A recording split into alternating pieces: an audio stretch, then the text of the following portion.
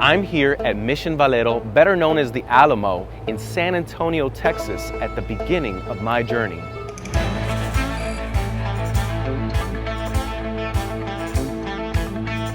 That's right. A journey that will take us back 12,000 years and connect the incredible endangered heritage of the Coahuiltecan people and the Spanish missionaries that were united here by the sacred San Antonio River, a river whose power is said to influence the spirit of the people here today. If our mission is successful, we'll learn how the past bridges the present here in the southern plains of Texas and how a more sustainable future is being formed. Today, on Joy of the Journey.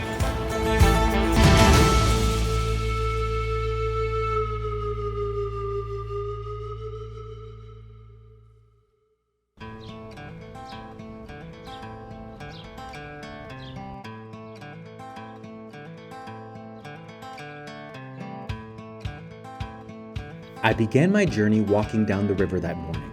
A solitary boat passed by me and I could feel myself beginning to go back in time. I was traveling down an unknown road in San Antonio and there was no turning back now. I arrived at Barea Heritage Center and was welcomed by Juliet, the Heritage Center manager, and Ken, the director of the county parks. Juliet shared incredible heritage stories and showed me authentic artifacts like cannons. The center had the largest collection of historical books from the 1700s. These are real books? Yes, sir. Yes, sir. Can I hold one? Gosh, I was so close. I almost held the real old book. Their archives held documents from the original Spanish settlers, the Canary Islanders, and even some of the people who are not often spoken about in history. Cool. Yes. An unknown part of the story, you know, a lot of times we don't hear a lot about the indigenous perspective, the African Americans, you know. Right. Ken shared with me his incredible passion and duty to be a steward of the heritage and culture that remains here in Bexar County. He impressed upon me how important it was for them to preserve and protect their natural resources. I was in awe of the efforts that they had been taking to sustain the river. Juliet recommended I visit St. Pedro Creek Culture Park to discover the secret power of the river. I left feeling grateful as I said goodbye to explore the next stop on my expedition.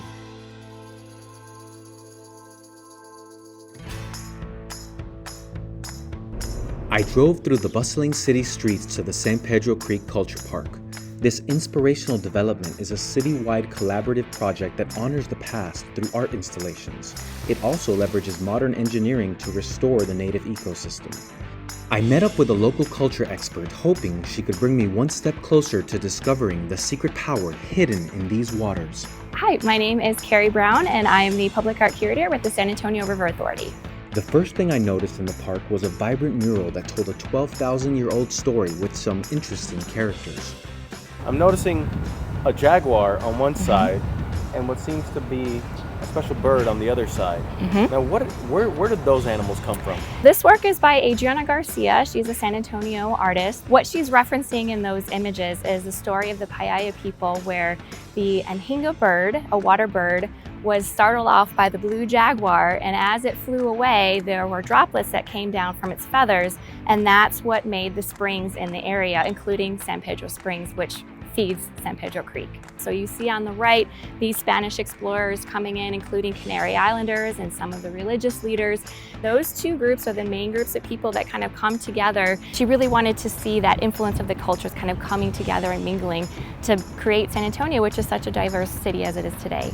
What I really love about this is it gives me this kind of feeling of like, even though groups of people can be from two different worlds, there could still be a center point or maybe a confluence, a place where they can all meet and find joy.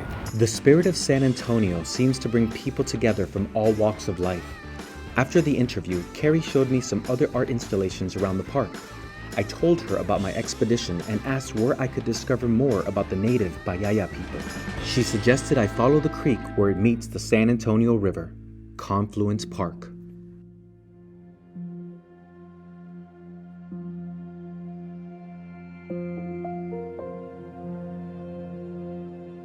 I met with the modern-day guardians of the San Antonio River and learned how their transformational actions were bridging the present to the past. First up to bat was Derek Bass, the general manager of the San Antonio River Authority. What does the word confluence mean? Confluence technically means where typically two bodies of water come together. Okay. But in the bigger picture, it's where things join. San Antonio River and San Pedro Creek come together. This area of the San Antonio River was restored by the Corps of Engineers in partnership with the San Antonio River Authority, Bexar County, and the City of San Antonio. Millions of dollars later, it is now what you see, an amazing restored ecosystem to turn what was a drainage ditch channel into its natural state. Derek introduced me to Tommy, one of the engineers who was responsible for sustaining this pristine ecosystem. My name is Tommy Mitchell, and I'm the manager of watershed and park operations here for the San Antonio River Authority. Water is one of our most important resources that we have, and to be able to sustain it, to be able to manage its water quality, to be able to ensure that what it's intended for, it continues to support in futures to come.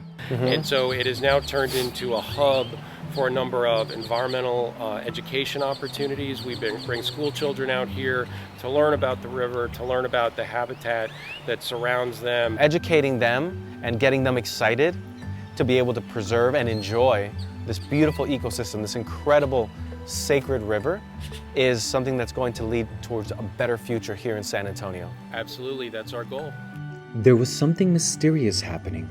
Could this be a confluence of where humanity and nature met to form a better future? Tommy guided me to a very special place in the park that fueled my curiosity. This is the Friendship Garden, but it's primarily a pollinator garden that supports monarch butterflies and their corridor and their travels from Canada to Mexico. You're telling me that the monarch butterfly goes all the way from Canada, does a pit stop here in San Antonio, and they're like, man, I am famished, I am fatigued, I need a snack. That's right. And then one butterfly goes to the other butterfly and says, hey, you know what, I heard about this place, the International Friendship Park. They got good stuff to eat down So there. animals came down here, they pollinated, they're coming, they're re-inspiring the vegetation to go back maybe to its original state. Correct. And so what does that mean for preservation and sustainability? Water quality is one of our big concerns and things that we really manage and maintain. That was part of the project. The intention was really to improve the water quality. And with being able to have the native vegetation, the natural riparian habitat that you would see in an untouched stream really supports that type of water quality. It always seemed to go back to the water, but where was the secret power of the Coahuiltecan people? So the indigenous people of the Coahuiltecan, they believed that the river had a special power. Do you know anything about that? San Antonio River originates at the Blue Hole, which is a natural spring. Centuries, it's been the home to a number of different people, native inhabitants, the Spanish when they came here. As you know, this is connected as well to the 4 missions downstream, Mission Concepcion, San Jose, Mission San Juan, and Mission Espada at the very southern end of the project. You know, water brings life. Now, there's lots of things that you could do on the river. Absolutely. I've heard you can kayak, bike, cycle. Have you ever done any of those here? All of the above. You have? I have. Okay, cool. And fishing. And fishing. A lot of times when you go into an area that has been restored or it's really high pristine ecology function, you almost a lot of times don't have the opportunity to necessarily interact with it or visit it. That's really cool that people can come here and not only can they witness and support the actual preservation initiative, but they can participate in it. Correct. Dimarco. Yeah? I'm going to challenge you. Take advantage of the time while you're here and do the San Antonio River Eco Triathlon. What, like today, right now? Right now. All right, let's do it. The sun blistered at over 100 degrees as I prepared to set off on my journey down the Mission Reach. I would run past 2 missions, hop on a kayak halfway through, and then bike from Acequia Park passing Mission San Juan, ending at Mission Espada. I passed Mission Concepcion on my right, standing proudly as the oldest unrestored stone church in America. Its faded frescoes and Spanish colonial architecture honored its relationship to 300 years of untold stories. 3 miles later, I nodded to Mission San Jose, the queen or reina of the missions, which was fully restored to its original design in the 1930s by the WPA. But there was more to the story at these UNESCO World Heritage Sites. These missions were not just buildings, They were communities of people that gathered together, that still gather today, a living legacy of the Spanish missionaries. But what about the people that lived here before them? Where were they today? As sudden as the questions came to me, I saw a familiar face by the side of the river. He embraced me with friendship. Ramon Vasquez is the representative of the Coahuiltecan community today in San Antonio. He invited me on a kayak for the second leg of the Eco Triathlon with him. After placing the boats in the river and asking the wind for guidance, we pushed off into the unknown. Smooth. Like butter. This is where we turn the film from a heritage documentary to a comedy. Yes. Halfway down the paddling trail, my eyes saw the water erupting ahead of me. Espera, espera. Ramon took the lead. Woo! Get it! But today was not the day for me to be outdone. I'm coming up behind. I'm coming in hot.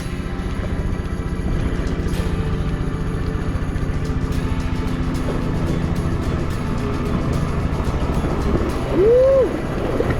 Come on. Oh, get it together, kayak. Come on, kayak. Get it together.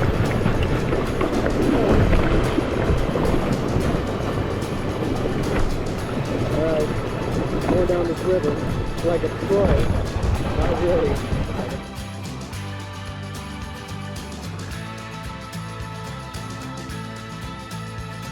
I'm terrible at it. I need some practice.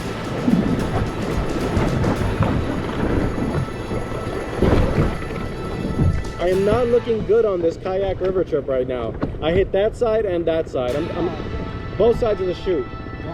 But if they want us to walk back up, Oh shoot. I felt one with the river. I was honored to begin listening to Ramon's voice tell me the creation story of the Payaya.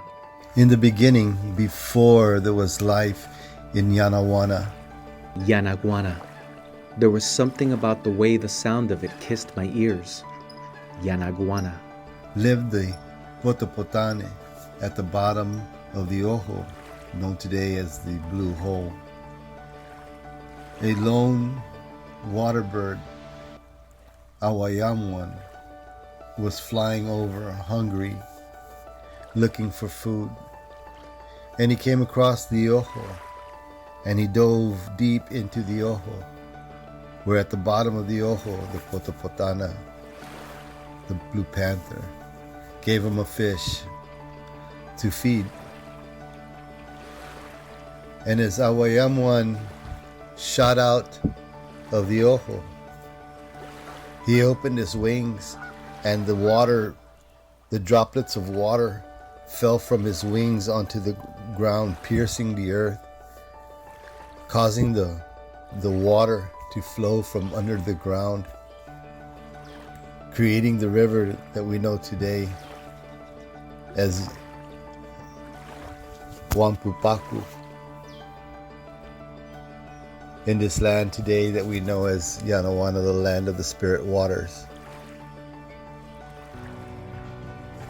And that brought the fish and the food and all the four-legged and the winged and the two-legged to this area. And that was our beginnings here as the people of this earth, what we know today as the people of the earth.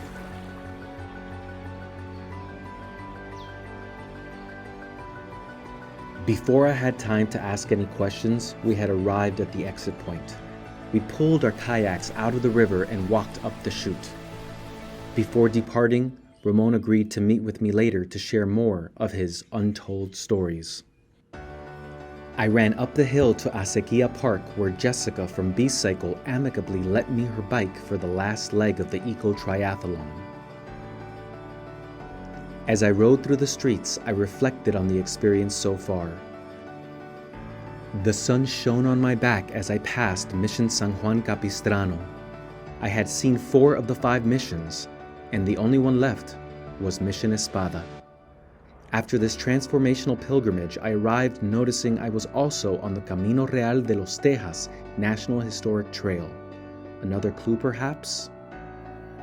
I was met by two faces at the front of the chapel, one smiling in familiarity, the other guarding secrets from the past, here at Mission Espada. Ramon told me about his personal connection to the mission. This is where I grew up at, right? Yeah. So this is where I learned how to ride. I learned how to drive. My father and my stepmother. I learned that Ramon's family had been part of the original missions in Coahuila, Mexico. Right, and her family are direct descendants of this mission. They still live in the area, as do many of the families from this mission. Apparently, many of the descendants of the missions were still living in the neighborhood. Their families have been going to church here since 1731, and they still go to church here. We have a service today. And then the idea was clear to me that preservation was not just about the buildings, but also the families. So what you're saying is this concept of like cultural heritage of like an artifact building, you know, it's more than just that. There's actually a living heritage. Right, so these are not just, you know, this not just bricks and mortar. And that's our biggest struggle is, yes, let's preserve the walls and the churches and the grounds, but what about the families? The families that still live here, the families that built these walls and built these churches. So when we're talking about descendants, we're not just talking about one group of people, one tribe. This is multiple groups of people. Right. You know, when they arrived in San Antonio, yeah, there were 16 families. You hear about the Canary Islanders and things like that. You know, prior to that, there are thousands of people here, right? I was talking about in the river, we're like the migratory birds, right? We were migratory people. Our people were moving, you know, with the season. We know where the food is. You know, we know what the river is providing. We know when the bison season is. It's about harmony, working with the land, working with the elements. The Spaniards just didn't understand it. The incredible power that connects people to place was almost forgotten in time. And the work that we're doing is reversing extinction. We were shamed out of our culture, and we've been fighting and reclaiming our heritage, our God-given rights, right, that were given to us by our grandparents. It made me feel very sad when Ramon told me about how he had felt and how his people felt pain from this historical shame. So we have to take ownership of who we are, because if we don't author our story, nobody's going to do it for us. It was very hard to hear that, but at the same time, I felt inspired and empowered by what he was saying. He was telling his people to author their own stories, because this was the path to healing, to heal yourself. Ramon then explained to me that each one of these missions has a cemetery that houses the ancestors of the descendants of the missions today. There are over 100,000 descendants of these people still amongst us. You know, we hear so often that there are no natives in Texas, in San Antonio in particular. My ancestors sacrificed so much, and they did so much so that I could be here, so that my children could be here. I'm still here. I haven't gone anywhere. Our people no longer live inside mission walls, but we're still here.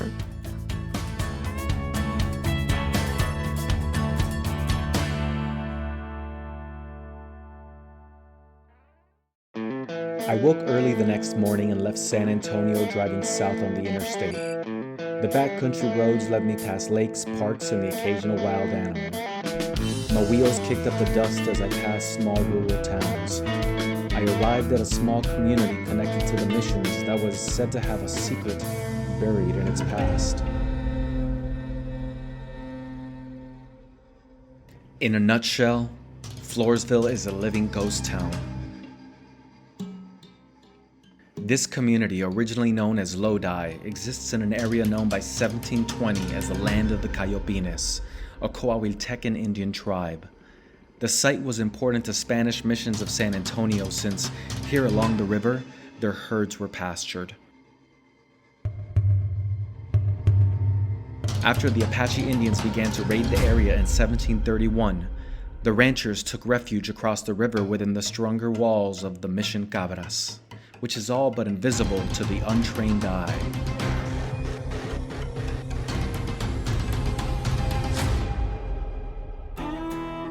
Today, you can feel the spirit of this community's heritage hidden in their annual Peanut Festival, the decaying bordellos above White Fluff's Cafe, the abandoned train station, the bridge along the Camino Real de Tejas Trail, the buried Rancho de las Cabras site, a cemetery managed by the descendant of a 300-year-old family, and the fields of a farmer who carries the altruistic legacy of his grandfather.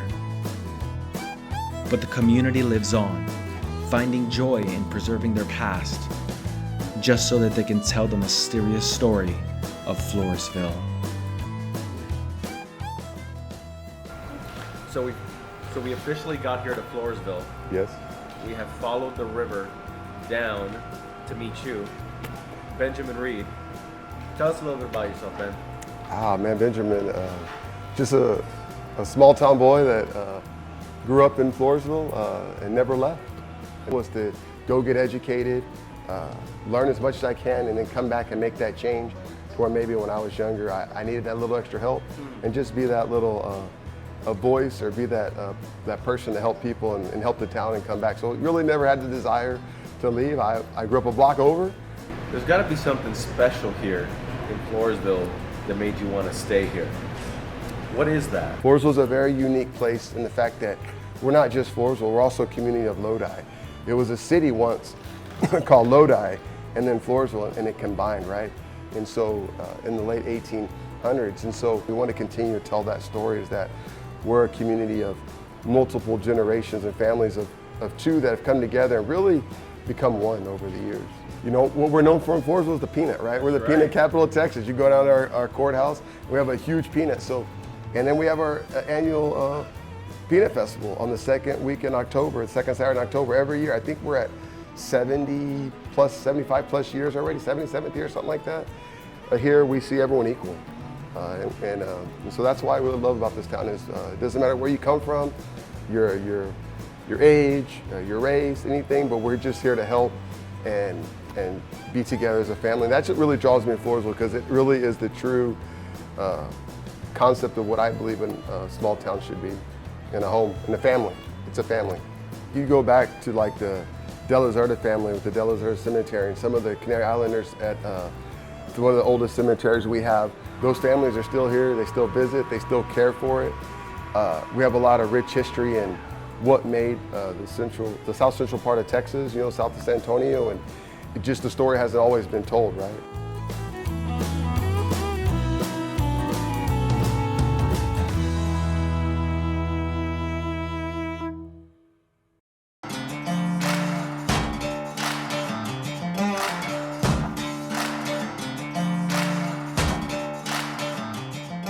After my conversation with Ben, he took me down a few blocks to meet another one of Floresville's sons, Dave Regan, the president of the Camino Real de Tejas National Historical Trail. We walked a portion of the trail that led us to the 185-foot Labatt Bridge from 1914. So Dave, we're here on El Camino Real in Floresville segment. There's about 3 miles of the whole trail. What is this exactly? Well, the El Camino Real de los Tejas National Historic Trail really was a trail developed by the Spanish to connect Mexico City to the areas far north to prevent the French from coming into this area. Oh, okay. So this connection was made primarily as a military route to connect the San Antonio to Goliad, and it also became a route of immigration because a lot of people came into the area to the Texas coast, and they used this road to get further into Texas. So I heard that this trail actually connects Floresville to San Antonio? Yes. If you go back in history, of course, Floresville didn't exist at the time, but there was the mission in San Antonio, Mission Espada, and it's had supporting ranchos, and one of those ranchos was Rancho del Cabras, which was here near present-day Floresville. So the trail, as it passed through this area, it connected to the Rancho and it continued on to Goliad, or at the time was called La Bahia. So we're actually walking along the trail that people walked along 300 years ago. All right. San Antonio, which was Mexico at the time, to one of the forts in what's current Goliad, La Bahia. So this area essentially connected San Antonio to the coast. Why is it so important to bridge the present to the past?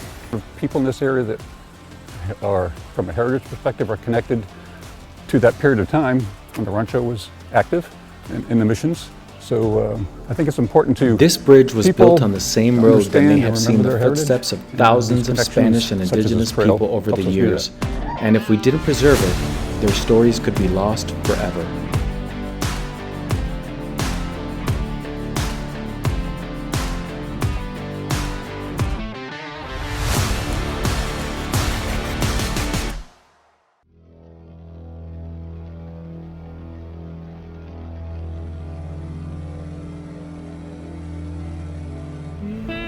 The UNESCO World Heritage Site designation that includes the 5 missions in San Antonio would be incomplete if we didn't mention the black sheep of the family, or goat in this case.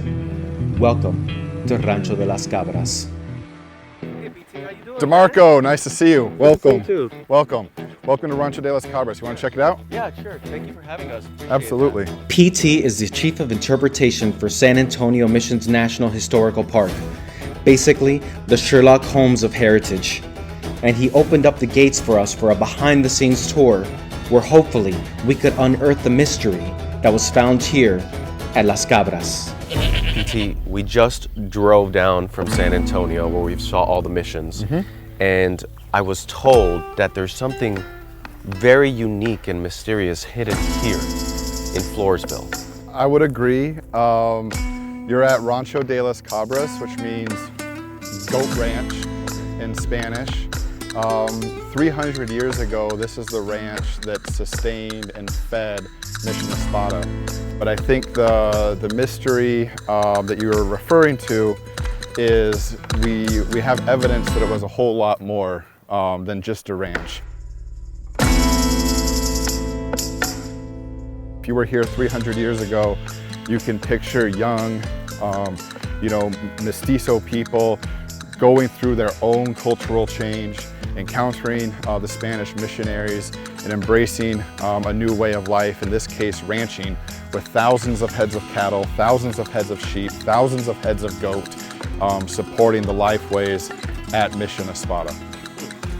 And I'm looking around and I know that there's this incredible history that seems to be lost or hidden, almost as if the space here is, I can't see the actual ranch. Yeah, so unlike, one of the things that makes San Antonio Missions National Historical Park and San Antonio Missions UNESCO World Heritage Site so special is that we have the greatest concentration of Spanish colonial architecture in the world. And when you're at Mission Espada, when you're at Mission San Jose and San Juan, you get to see a lot of that. Yeah. Here at Rancho de las Cabras, you do have to use a little bit more of your imagination. But what makes this site really special is that it is still here. This is the only extant or the only remaining Spanish colonial ranching site on the planet. In the whole world. In the whole world. To better protect this site, the Texas State Parks, as well as the National Park Service, buried this site to protect it. So it is literally under our feet, being protected by the dirt and soil so that it doesn't erode away into the San Antonio River, with the hopes of one day uncovering it, stabilizing it, so that future generations can enjoy it. Looking back at this incredible underground heritage at this point, that it's been covered up, I think back to what was it like for those people here in the 1700s? Who was here? Yeah. And what was life like here on the ranch? One of the things that makes this site really unique and special is when the National Park Service did some archaeological investigation work in 2009, we found a few things. For starters, Many of the rooms that are still intact have original, hard, very lovely clay floors. And clay that did not come from this immediate area. So they were going through a lot of labor. In addition to their ranching, they were working really hard on not just collecting clay, but turning it into a really lovely floor. So aesthetics. Aesthetics mattered, right? And aesthetics matter when a few things come into play. Aesthetics matter when you have a little bit more ample time and resources. Yeah. Aesthetics also come into play when whatever the context is, it's more than utilitarian. So there's a sense of pride or a sense of ownership or a sense of grandeur, but there's got to be something more than like just a ranch. So it was clearly something important to the people here. And additionally, in that same archaeological work, we found a lot of really, you might call them rare and surprising and ornamental items, be it specialty drinkware and china, be it really specialty jewelry and precious metals associated with jewelry, which indicates, again, that this was something more than utilitarian. And what the park, and certainly myself, think is a reasonable hypothesis is that Rancho de las Cabras served as a, I like to call it, you know, a Spanish colonial Hampton Inn mixed with a fancy truck stop. And I like to think when you ask, you know, what was life like here, that, you know, after a day of herding your sheep, cattle, and goats as a young vaquero, you might come back here, spruce up your floor, and hope to see who comes by on the Camino that night. And it does feel like it's a lot more than ranching. This is not your typical ranch. I mean, if you're talking about aesthetics, luxury goods, this might have been a royal ranch to a certain degree, right here along the Royal Road between Mexico and southern Texas, you know? Hopefully, sometime in the future, we can get some more properly done archaeological digs here to see what more we can unearth.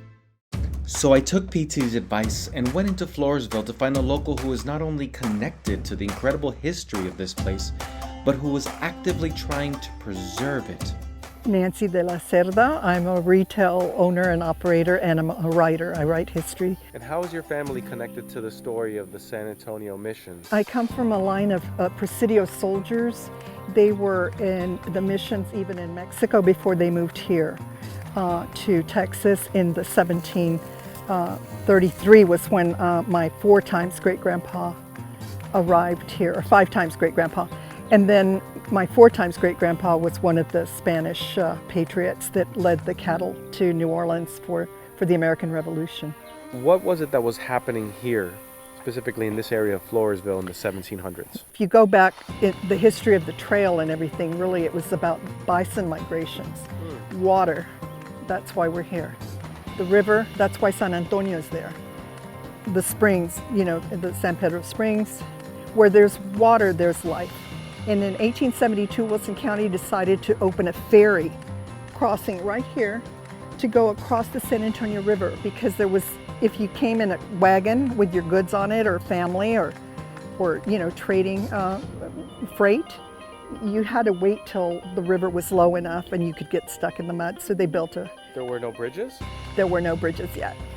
But it actually led to a heyday of trading in this area, because it would connect, and they would cross here to go to Mexico or to the coast. How does it feel to be connected to the missions through your heritage? It's very humbling. They asked us last year to put an ofrenda at Dia de Muertos for our family. And we had pictures of our family was cartmen. They were los carreteros that would take the freight all the way up and down, and they would also transport people. They would bring in the European immigrants that arrived in Indianola. They would bring them to all points in Texas.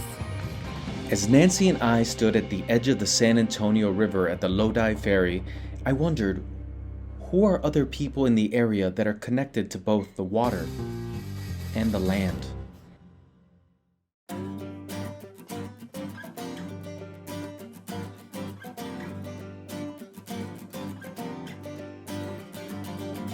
Hey Jason, how you doing? Pretty good. How about yourself? I'm doing great. Thanks for inviting me out. Jason Fall, and we're farming and ranching in Wilson County, Floresville, Texas. Where does the story about agriculture here on this land start for you? This piece of our farm, it's a family farm. It's been over 100 years from what I can recollect that it's been in agriculture. What does it mean to you? How does it make you feel to know that your family has been feeding families all over the country for close to 100 years? Well, it's very rewarding. It's very rewarding. You come out here, you put a little seed in the ground and you take care of it.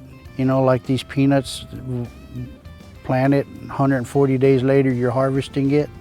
Every day you come out here, you pray with the crop, you pray to the good Lord that He'll bless you with the rain when you need it and the right harvest weather and all that. So tell you what, ask any farmer and he'll tell you that it's definitely a good relationship between us and the good Lord.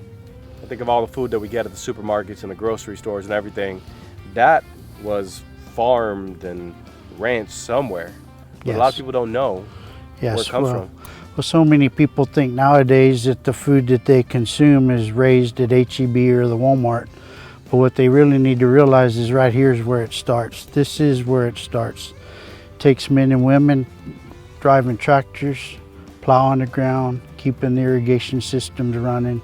Just the day-to-day operations that people don't understand what it takes to produce the food and fiber that we consume on a daily basis. You were just talking about how people get to understand where they get fed from, the land and the people like you and your family for the past 100 years that have been doing it. But even before then, I heard that in these same lands, these lands probably fed the people over 300 years at the missions in San Antonio.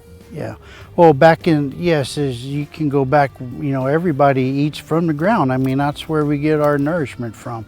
The good Lord put land out here in good, rich, fertile ground so we can raise that food and fiber for the people to consume. That's what people need to realize is regardless, what we raise on this farm is what we consume as well as everybody else. And this land right in here is good land. Also, as a farmer and rancher, you want to have the land, you don't want it washing away. We got to look at the sustainability of it. How do you farm sustainably here? Well, just like what we're sitting in here. Right now with the price of fertilizer and diesel and everything, planting peanuts in, we'll put them in this wheat straw. We'll come in here in what we call strip till. It's a one-time pass. We strip till about a foot wide furrow. We'll put our fertilizer down and we'll plant in that. And this mulch here, this wheat straw acts as a little mulch blanket for those peanuts and actually will help us with our moisture later on. So that kind of gives that peanut a little bit of a good head start. With the new way of farming and all that, looking at how can we be more efficient, it's what we're doing now, strip till, and it also acts as, it helps us with erosion. We don't have to worry about the sand blowing every day. Look into the future and do the best farming practice that we can. And look at what you learn from your mistakes. If we do not look back in the past, we will make big mistakes. We need to look at what didn't work so we don't do those mistakes again when we move forward.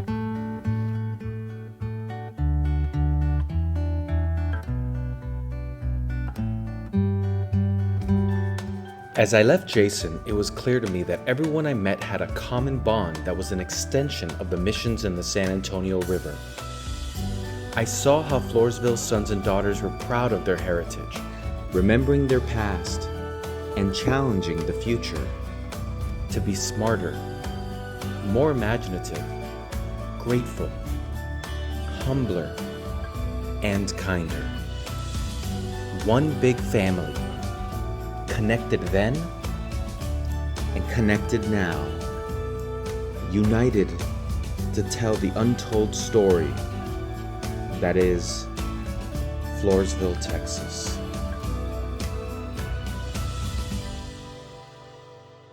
Scene 15, Sade, take one, Dimarco and Dave. Great, nailed it.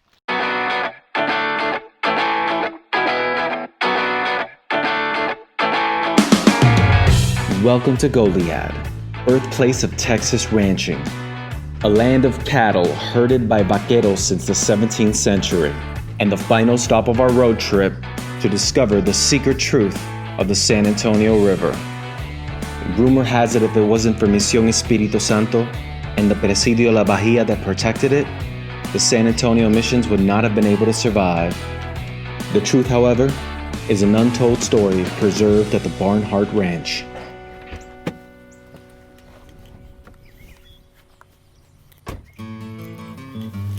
Hey, Wilfred. Hey, Dimarco. Good to see you. Good to see you. How are you? I'm doing good. I'm doing good. Oh, what's this? Oh, that's to keep the sun out of your eyes. Oh, that's South Texas now. That's right. Now I can see things clearly. Yeah. Hey, come on in. Let's look at the house. Thanks, sure.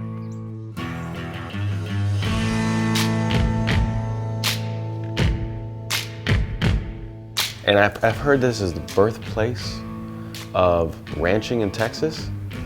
That's true. So back in the 1700s, when Spain came into Texas, they established missions and presidios to protect their roadways that they were building to come into their new world. Right. And the missions raised cattle for all those soldiers. So at one time, the Goliad missions had tens of thousands of cattle roaming this region that were used again to feed the soldiers and the communities that were building. And it was all built up along the San Antonio River. You know, water was important in the desert Southwest, so they stayed close to the waterways. That's right. I mean, that makes perfect sense. Water is a source of life, right? That's right. You got to drink water. The vaqueros had to drink water. Cattle had to drink water, right? Absolutely. Yeah. Why are the ranches so important to the story of the missions? Well, without the ranches, the cattle heritage, obviously the food was important, and there was no way, no refrigeration back then. It was hard to preserve something for long periods of time, so that helped them survive and grow their communities. Without those families, the missions continuing to provide that food source, they would have had to rely on just wildlife, which wasn't always there. What difference do you think El Camino Real made for Goliad? We were one of the major intersections. So when the trail got here, it split into various parts to go to other parts of Texas. So we were, we had one of the biggest Spanish forts back then with a mission linked to it. So kind of, a hub, almost like a wheel, where everything kind of sprang out from Goliad and went different directions. So one of the interesting things that I found out on this trip so far, because you go into a lot of these journeys thinking one thing, and then you meet the people that are there in the different cities you go to, and you learn more than you thought you knew. Absolutely. And I learned that a lot of the soldiers in the Presidio were actually mestizos or mixed. So they were kind of indigenous as well. They built the missions to work with the indigenous people that were in this region to convert them to, as such, Spanish citizens, right? That's right. How we were going to conquer the New World, create more of your population here. But at the same time, there were natives that lived here that maybe didn't want the Spaniards here. So they had to have soldiers to protect the mission. Right. And to protect the region for Spain. We're in this beautiful house right now, and what's the story here? Sure, you're in the Metzi von Dolan house. It was built in the late 1800s. My wife was given the opportunity to purchase it and move it to the ranch, which we thought was perfect with the age, and then with our history with the family that whose forefathers owned this house. We wanted to preserve it. So tell me what makes the construction of this house so special. The boards, when you look at the boards that are in the house, most of them were actually milled in Goliad and then assembled by carpenters back in those days in Goliad versus the commercial construction we're so used to today. Almost everything in this house is still original. The walls, the ceilings, and all the nails that were used were the old square forged nails. So whenever we do have to do a remodel and have to take out a piece, you see those square shaped nails, not the old round ones we have now. And so often I think when you walk in here, you could feel the spirits of those early Goliad citizens. So it's been a wonderful, wonderful home.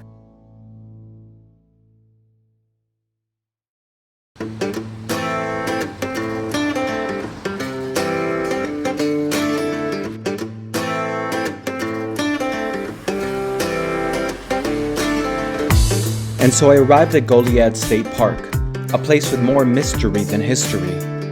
The park superintendent, Jared Ramirez, met me just outside the cathedral walls.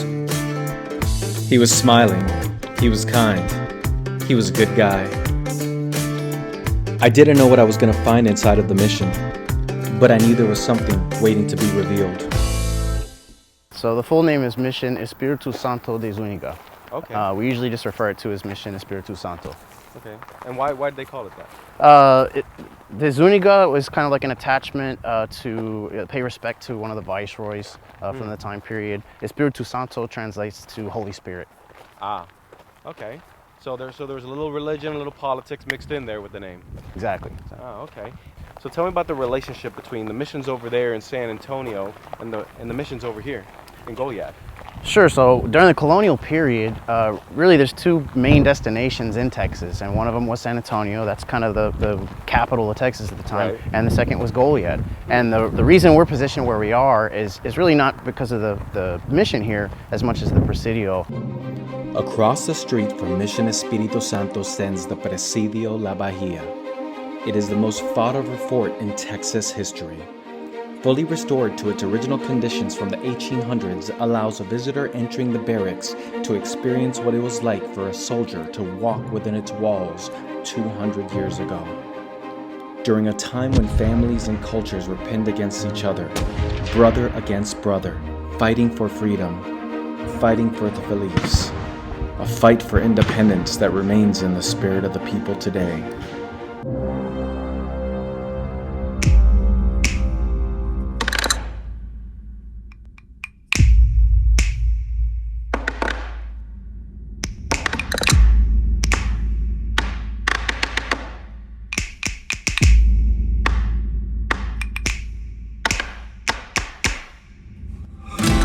Espiritu Santo was known during the time period for being primarily a cattle ranch.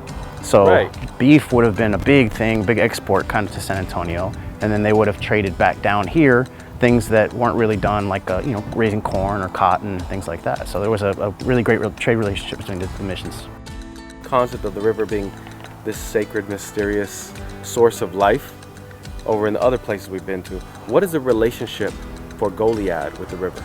So the river would have been very, very important for mission residents because it was their main water source. They tried to dig wells here on site, but they weren't quite able to get to groundwater. So they actually did draw water from the river. And then also, you have to imagine this is a time where there's no real developed road system in the beginning, early years of the mission. The river was, a source of life for the people that lived here, but it was also, it was like the highway, the main highway to get where you wanted to go. Into the church we went, and Jared showed me some archaeological evidence they used to restore the church interiors. He told me there was a very special place in the building where the echoes of the past were said to be heard today. So this is the choir loft. Really gives you a nice kind of bird's eye view of the interior of the chapel. Oh, wow. And you really can hear a difference when people's voices are being cast out from this area versus on the lower level. If you look at the pulpit over here, there's a little roof over the top of it. Right. And that's not to keep out rain or anything. That's actually, we call a sounding board. And what that does is it kind of keeps the echo from the priest's voice down to a minimum as he's speaking out to his congregations. You learn little tricks. I've learned to kind of time my voice to let the echo end before I get to the next sentence. So it's kind of like it gives you this William Shatner kind of thing. It can. So what's really cool now that we're up here, I'm noticing, I'm seeing this big sun right here. It looks like these are the same colors and designs that I saw down there in that preserved piece, right? Exactly, yeah. Do you know why they use the iconography of the sun specifically here? Yeah, so we do have a kind of a special event here once a year. We call the Illumination. And we don't have any historical documentation to back it up at this site here, but it's a phenomenon that's been witnessed at a lot of chapels from the time period. And basically, one time a year, which in our chapel, it's April the 16th, which is the anniversary of the founding of the Franciscan order, and this is a Franciscan chapel. On that 16th, the sun will set in that window and it'll create a direct beam of light down onto the crucifix there. And it just happens that one time. It's like clockwork. Every year at about 7 o'clock on April 16th, the light will go and illuminate the crucifix there.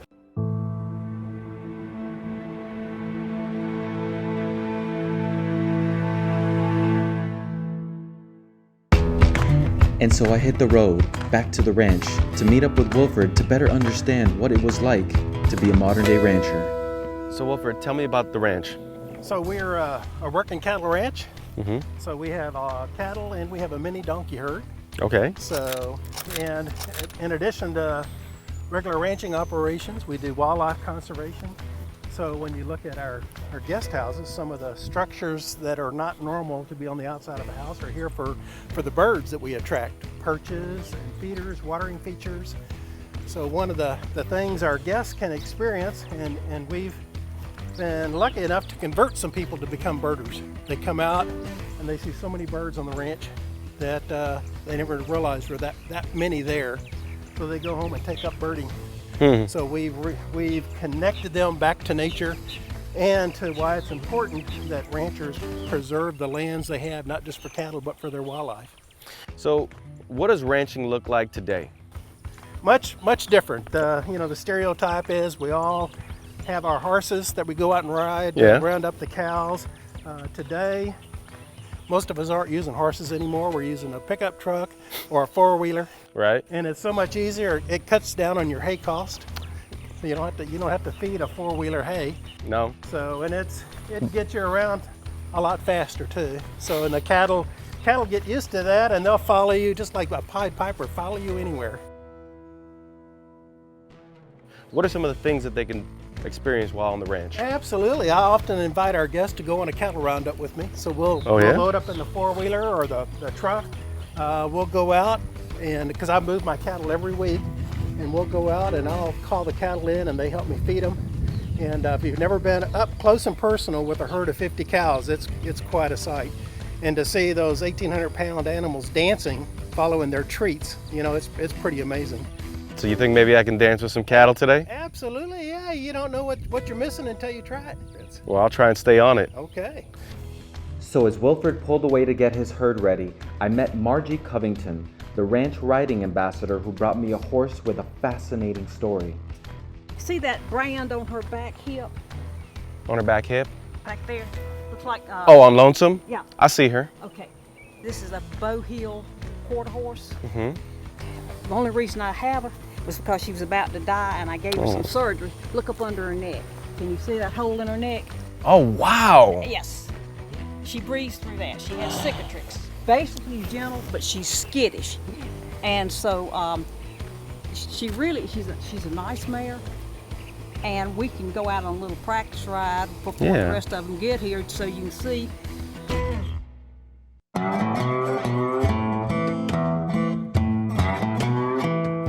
After a brief ride, I arrived to the cattle pen. I was met by some local characters that seemed suspicious of the man with the cowboy hat and white sneakers. Waiting in the fields were Ruben and Benny, two South Texas vaqueros who came from a legacy of ranch hands in the area. Maybe they'd give me some insight into the true spirit of vaquero culture today. An important conversation we're about to have with some real vaqueros who have a big stake in the conversation here when it comes to heritage.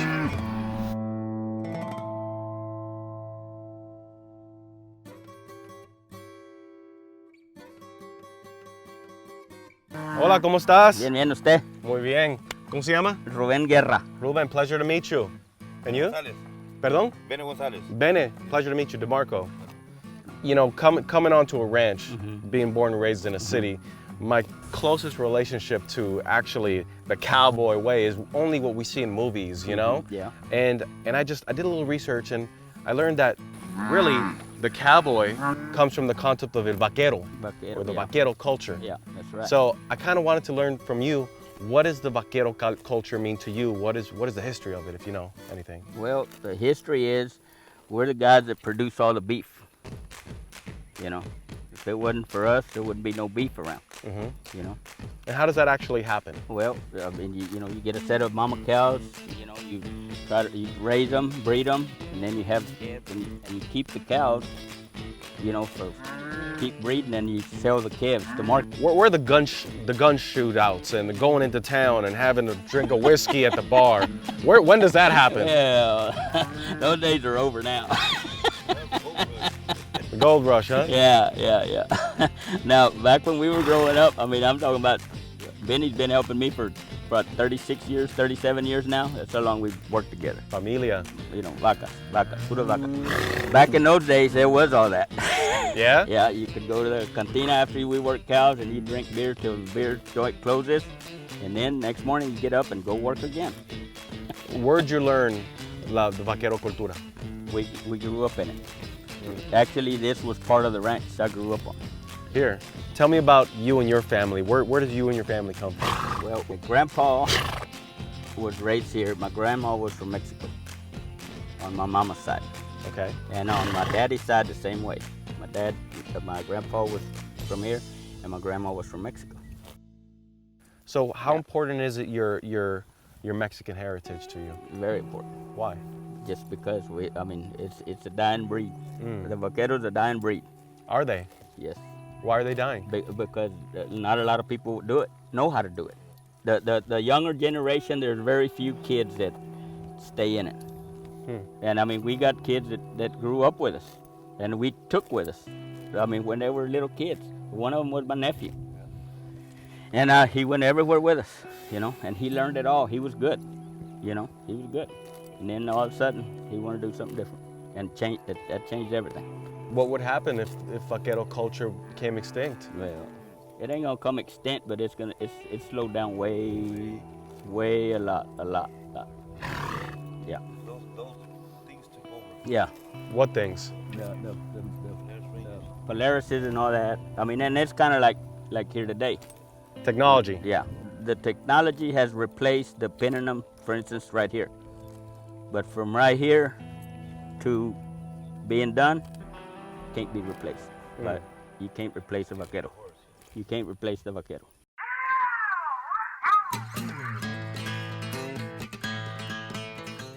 If somebody wants to become a vaquero today, what do they need to learn? Well, first of all, they need to start off when they're young. Okay, so it's too late for me. Yeah. I mean, you'll know how to ride a horse. Yeah. But you gotta think like a cow. I gotta think like a cow and ride on a horse. Yeah. That sounds like too many things to do at the same time. Yeah. You gotta know what the cow's gonna do before she does it. So like instinct? Yeah. Okay. You can't read a book and say, okay, I'm gonna go do this. I'm gonna be a vaquero because I read the book. It ain't gonna happen. So what do you think is gonna happen to me today when I ride along with you and try and put some of these cattle on? Well, you'll be okay because we're gonna be in front of you. Yeah. You'll be behind us. I'll be behind you. Yeah. I got a whole presidio in front of me protecting me from what could happen over there. Yeah. I had one final question. I really wanted to know what a real vaquero thought of the cowboys that they've seen in Hollywood and TV. A lot of times it's a joke. It's a joke. It's a joke. Yeah. It's a joke. A movie. I mean, how it's It ain't real. No, it ain't real. Well, let's do some real things. Yeah. From behind the horses. Behind the horses. Let's do this.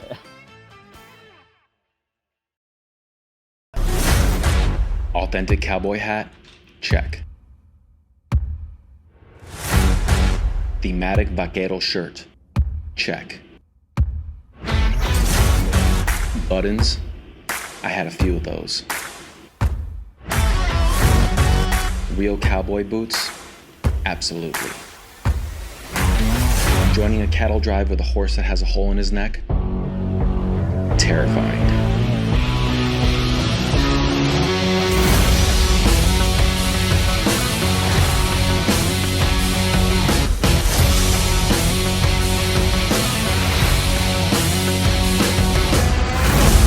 I couldn't quite get Lonesome out of the pen though. I guess this is just what real cowboys have to deal with. Meanwhile, back in the pasture, the real vaqueros were doing their thing. Flawlessly. But halfway through the roundup, a baby calf got separated from the herd. The 100-degree heat from the overhead Texas sun could mean instant death for the young calf if the vaqueros didn't reach it in time.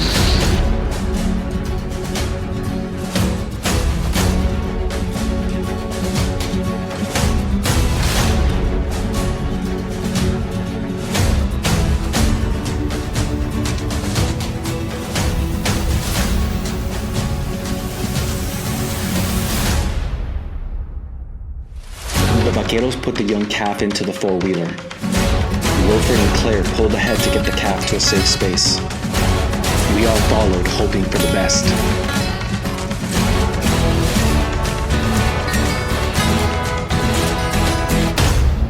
When all was said and done, final score, baby calf 1, Texas son 0.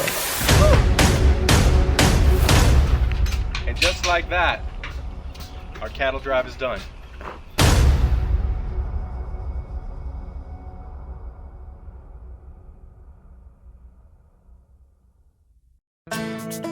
Later that night, Wilfred, Claire, and I sat down for dinner to talk about our journey.